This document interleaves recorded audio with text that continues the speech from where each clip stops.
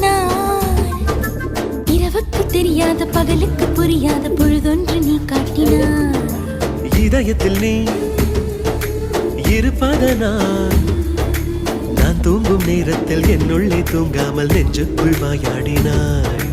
கண்ணாடி நீ கடிகாரம் நான் உன்னுள்ளே ஓடோடி வாழ்வே. காதல் எனும் கடுதாசி நீ என்றென்றும் அன்புடன் நான்